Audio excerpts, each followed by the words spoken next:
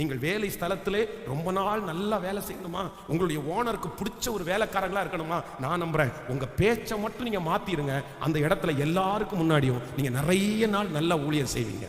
ஆமேன்னு சொல்லுங்க. எங்க அப்பா அம்மா வந்து என்னையும் எங்க அக்காவையும் அடிச்சது ரொம்ப கொஞ்சம். ஆனா எங்க அண்ணனை எங்க அக்காவெல்லாம் அடிச்சது ரொம்ப அதிகம். என்ன அப்படின்னா, வாழைக்கு தண்ணி எடுக்க போகணும்னு சொல்லுவாரு. சொன்ன உடனே எங்கிட்ட வந்து இதை வர்றா, நீ அங்கே போய் இந்த வாழைக்கு தண்ணி எடுன்னு சொல்லுவாரு. எடுத்த அடுத்த நிமிஷத்தில் நான் என்ன சொல்லுவேன் தெரியுமா, சரிங்கப்பா எப்பப்பா போகணும், சரிங்கப்பா போயிடுறேன்ப்பா, ரெடிப்பா குடம் கொடுத்துருங்கப்பா அப்படின்ட்டு. எங்கள் அண்ணன் என்ன பண்ணுவான் தெரியுமா, என்ன இப்படி நான்லாம் மாட்டேன், ஏன்னா இப்போ செய்ய முடியாது, என்ன பண்ணுவீங்க அப்படின்னு எடுத்து போயிடும். எங்கள் அப்பா அவனை அவ்வளோதான் அடிப்பார், கட்ட வார்த்தை பேசுவார், திட்டுவார்.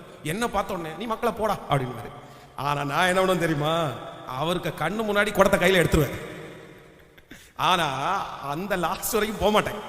அப்படியே போனாலும் ஒரு குடம் தண்ணி எடுத்து 10 வாழைக்கு ஊற்றுவேன். பொதுவாக வந்து ஒரு குடம் தண்ணி வந்து 2 வாழைக்கு தான் ஊற்றணும். நான் என்ன தெரியுமா, 10 வாழைக்கு ஊற்றிடுவேன். அது வந்து மேலே வந்து இந்த தேங்காய் நார் போட்டிருப்பாங்கல்ல, லைட்டை தெளிச்சு விட்டா போதும், தண்ணி ஊற்றுற மாதிரியே தெரியும். அவ்வளோதான். ஒரு குடம் எடுத்துட்டு போய் 10 வாழைக்கு லைனாக ஊற்றிடுவேன். ஊற்றி 15 நிமிஷத்துல வேலை முடிஞ்சு. எங்கள் அப்பா வருவார். இவன் என்ன பண்ணுவான் தெரியுமா, எங்கள் அப்பாவை திட்டிட்டு அவனுக்கு மனசே கேட்காது. சரி என்னதான் இருந்தாலும் வேணாலும் எடுத்து பேசிட்டோமே பண்ணிட்டோமேன்னு சொல்லிட்டு குடம் எடுத்துட்டு வருவான். வந்தபோது எனக்கு இருக்கிற 200 வாழையை நான் தண்ணி ஊற்றி முடிச்சுப்பேன் 15 நிமிஷத்துல. வந்தோடனே கேட்பான், ஏன்னா முடிச்சுட்டே அதுக்குள்ள முடிச்சுட்டேன். அவன் பார்த்தீங்கன்னா ஒரு குடம் தண்ணி எடுத்து 2 வாழைக்கு ஊற்றி நைட்டு வரைக்கும் ஊற்றுவான். நான் வந்து முன்னாடியே வீட்டுக்கு வந்துடுவேன். என்கிட்ட எங்கள் அப்பா கேட்பாரு, என்ன மக்களே முடிச்சியா அப்படின்னு கேட்பாரு. முடிச்சிட்டேன் அப்படின்னா உடனே சாப்பாடு கிடச்சிடும் எனக்கு.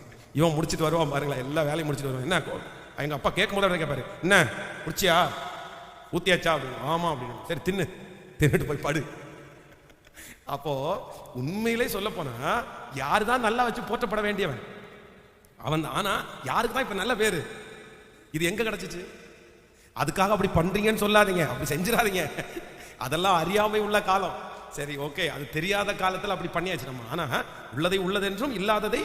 ஆனா நம்முடைய பேச்சு வந்து ரொம்ப அவசியமானது, ரொம்ப அவசியமானது. மெதுவான பிரதி உத்தரம் நீங்க மாத்துங்க.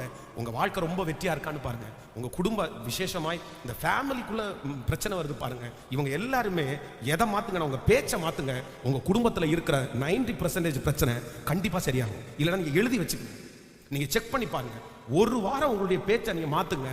அமைதியா, மெதுவா, அன்பா, கோவப்படாம ஓகே புரிஞ்சுக்கிட்டு பேசுங்க. உங்க குடும்பத்தில் சந்தோஷம் வருதா இல்லையான்னு பாருங்க. ஆமேன்னு சொல்லுங்கள்.